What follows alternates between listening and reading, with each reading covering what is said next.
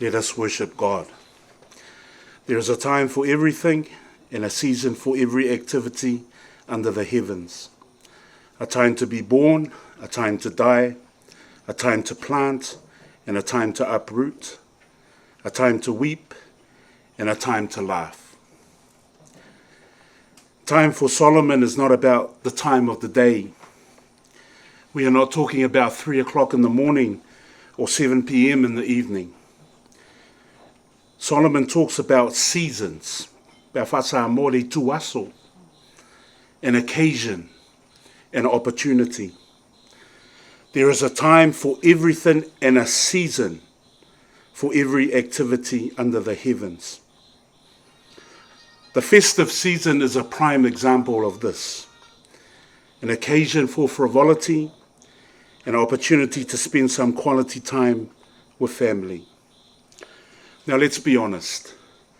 We can't change the seasons of our life, but we can make decisions that will affect how we live in those seasons.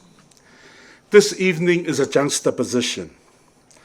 Two seemingly opposite feelings running parallel. We are here to celebrate a great tenure or portfolio of work as undertaken by Her Excellency, Miss Emily Luck, but at the same time, we are here to farewell her as she begins the process of leaving Samoa. As we reflect on Ms. Luck's bevy of philanthropic work, that's a hard word right there, it makes us realize that like the season, God allots time for new challenges and opportunities. One of my favorite R&B singers, Brian McKnight, he says, "Where is the good in goodbye?" So this evening, when we are saying goodbye, some of us can't see the good in it because we have formed some really good relationships and friendships with all the Lucks. Professionally, your leadership and skill set is so much needed around the globe. Yet the human side of us all, we lament the closing of this chapter of your life. One day a father was driving with his grandson, and the little boy noticed how the sun was going down on the horizon. "Papa, we are losing the view of the sun." "Oh my gosh, there's no more sun." The father says, or the grandfather says to his grandson, "Not to worry, the sun has not gone. It has just gone from our view. The sun is still shining somewhere in the world. Right now, the sun is visibly shining." Your Excellency, come next year, we may not see that infectious, beaming smile that radiates like the sun in Samoa. But wherever you are in this world, and wherever you are called to, we are all sure you will shine. As you embark on a new chapter, I'm sure with your skills and your dedication, you will shine in your new role. It is with a sense of melancholy we note that life is like vapor. It's here and it's gone too soon. The psalmist says, "Teach me to number my days, my finite days on this earth." Your Excellency, Mr. Luck, and your children, may all your days be filled with blessings. Your Excellency, your dedication and hard work has left an indelible mark on our people in the nation of Samoa. Your resilience during your time in Samoa speaks volumes about your character. All the best for your future endeavours. May you find success and fulfilment in your next chapter. I couldn't bring myself to even say one Aussie joke this evening. Our final night with Emily. And I pay tribute. Australia has won the netball, the rugby league, and the cricket World Cups, all in one calendar year. That's something to be extremely proud of. Finally, David Livingstone, the great missionary to Africa, once made this great prayer.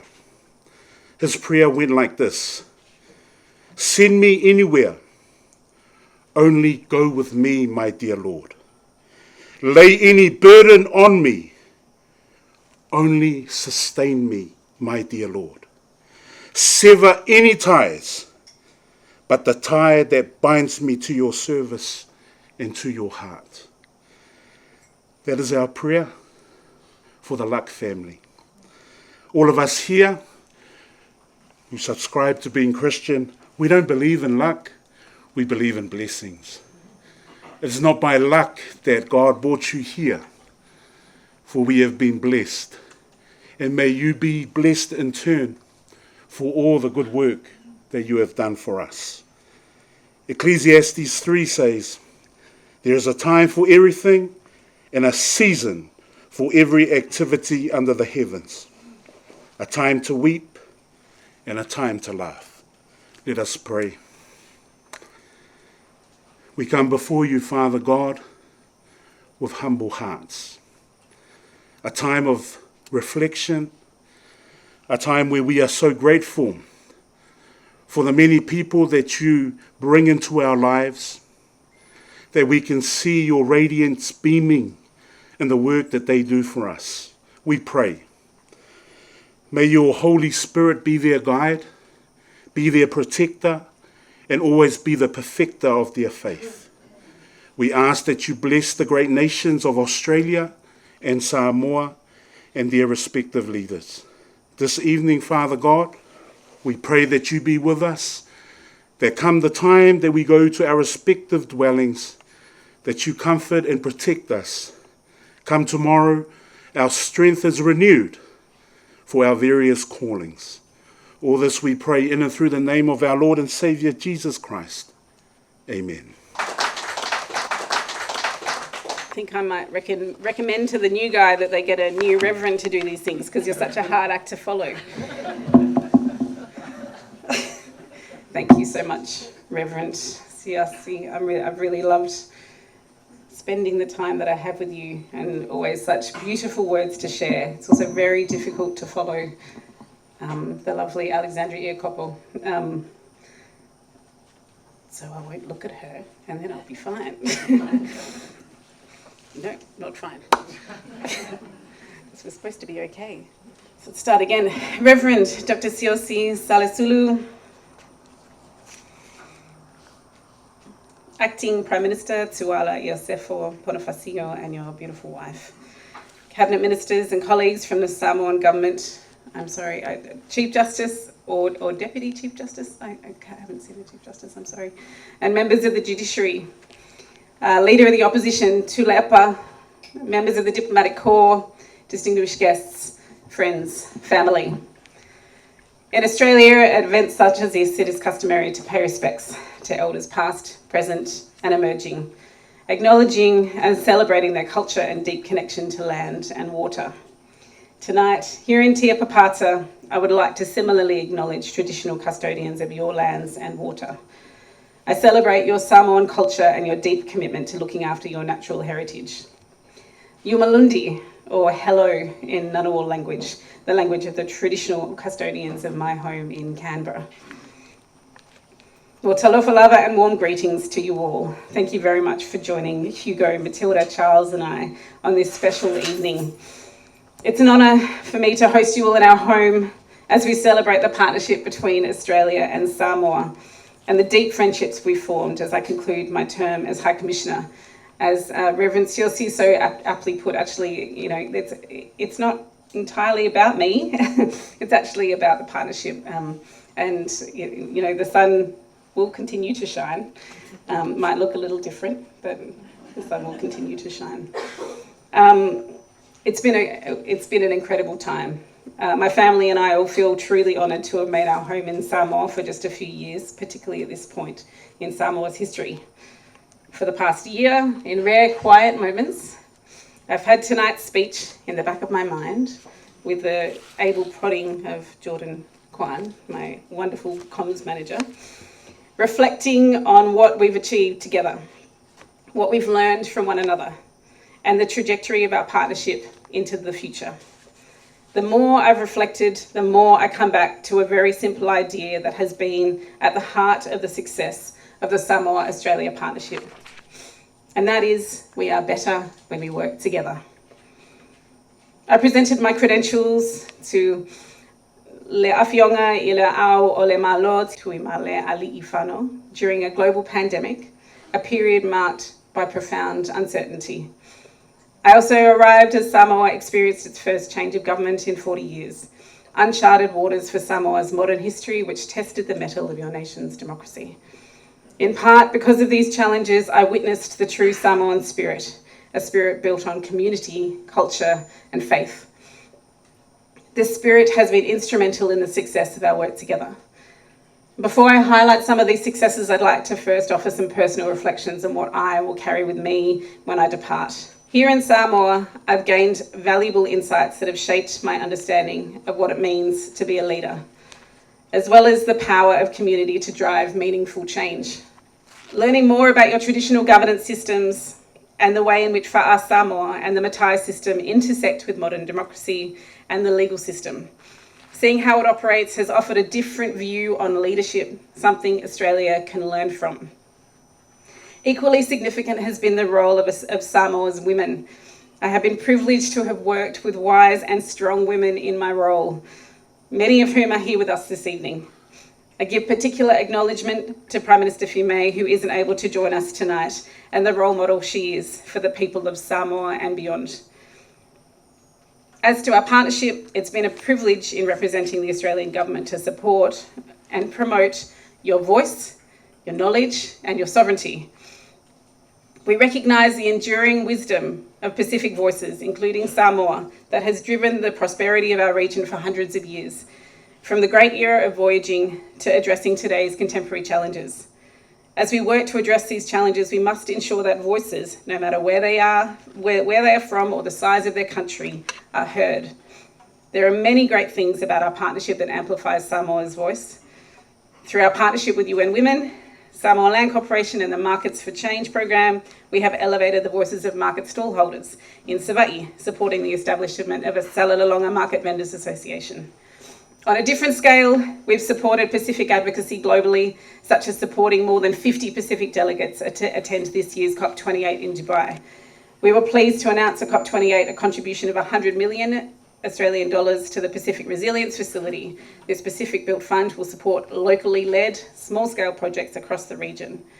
Prime Minister Fiume's visit to Australia earlier this year as a guest of the Australian government was an invaluable opportunity for Australians to listen, learn, and be inspired by her voice and unique perspective. And of course, we cannot forget the power of a collective voice, such as the Pacific Islands Forum, of which Australia is proud to be a founding member. I've been so inspired by Samoa's unyielding commitment to regionalism that I'm pleased to say that I'll be working with Liz Peake in DFAT's Office of the Pacific as Assistant Secretary with responsibility for the Pacific Islands Forum and climate change on my return to Canberra. I have no doubt I will carry my learnings from Samoa to contribute to Australia's long-standing membership of this important Pacific institution, and I have to acknowledge here to Iloma Noroni Slade and his very wise knowledge that he shared with me from his experience at the forum.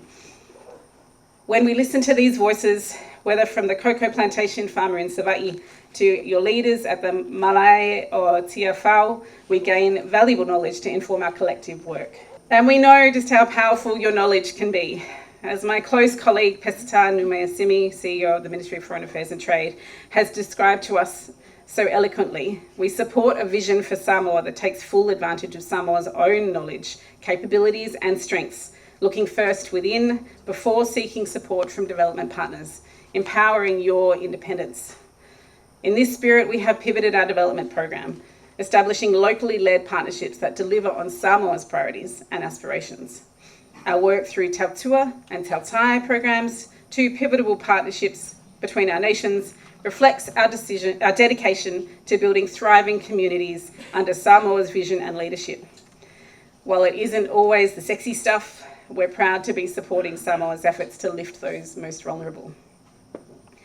Addressing the climate crisis is an urgent task. We recognise the invaluable contributions of Samoa and Pacific expertise, including Indigenous and traditional knowledge in devising innovative solutions to our shared environmental challenges. That's why we're committed to supporting initiatives that incorporate your knowledge and perspectives for the betterment of your communities. For instance, projects like the Reef Cloud monitoring tool leverage traditional ecological knowledge to restore and conserve Samoa's precious reefs. Our support also extends to Pacific-led organisations as evidenced by our core funding to SPREP, fostering vital activities and advocacy with funding certainty. Through our Australia Award scholarships, we've seen Samoan students and professionals bring their unique perspective and insights to Australian institutions, contributing significantly to a diverse academic environment. In turn, these scholars return to Samoa with new skills and knowledge, ready to apply these in ways that resonate with Samoa's needs.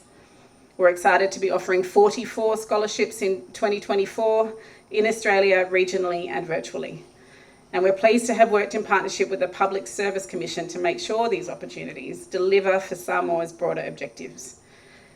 Of course, there have been countless sporting marvels to enjoy, not only the Australian side, but after navigating the challenge of the pandemic, it's great to see the Pacific Oz Sports program really coming into its own, providing support across a range of sports for Samoan and Pacific teams to compete internationally, from weightlifters to paddlers to the Manu Samoa, and congratulations for Samoa's performance at the Pacific Games. Mahalo.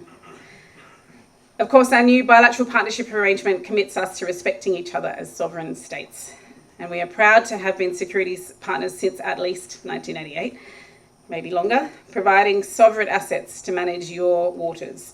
As we look to the future, our security partnership continues to grow, and we look forward to the arrival of Nafanua 3 to support Samoa's efforts to protect and monitor your precious marine resources and respond to the impacts of transnational crime.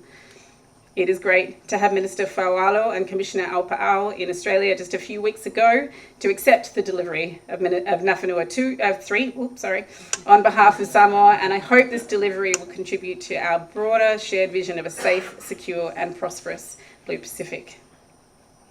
Entering its 15th year, the Samoa-Australia Policing Partnership is supporting Samoa's preparations for hosting the Commonwealth Heads of Government meeting later next year, with investments in critical infrastructure like the emergency radio network and the installation of CCTV and important training modules.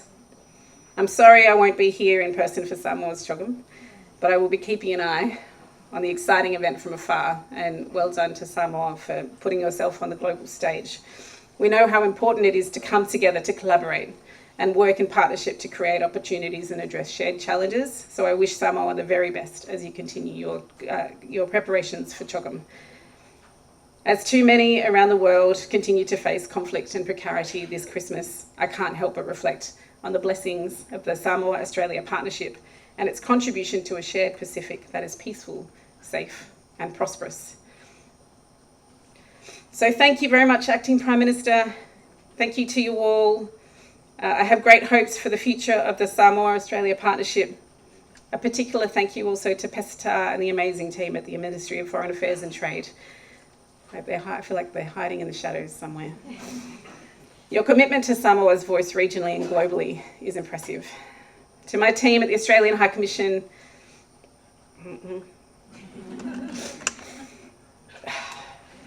our whole, just going to pause.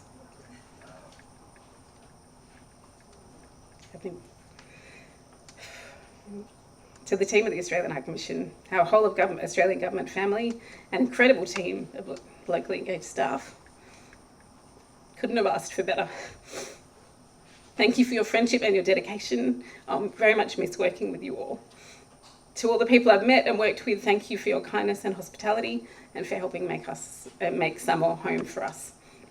Now I'm really going to go. This is bad. Let's have a little...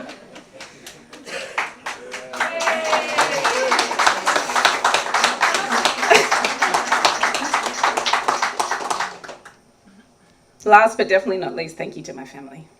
I have to go really fast now to get it out before I cry. Hugo, Matilda and Charles. These diplomatic posts bring both challenges and opportunities for families. Thank you for your support for me, and I acknowledge your own journey in beautiful Samoa.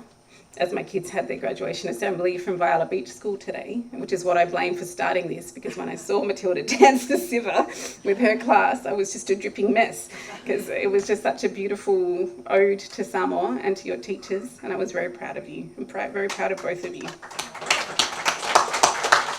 And it hasn't really stopped since, so. In conclusion, I reflect on the Samoan proverb, Tautua ne mose taiao manuia, which I'm told means serve now for a better tomorrow. This encapsulates the essence of our collective efforts and aspirations, the work we have embarked on together, the seeds we have planted, are all in the hope of a flourishing future. I know my successor, he's a great guy, and he will carry forward our rewarding partnership with the same spirit of collaboration and commitment to ensuring a better tomorrow. Whawhatai, whawhatai, whawhatai tele lava. Samoa, soifua maia manuia.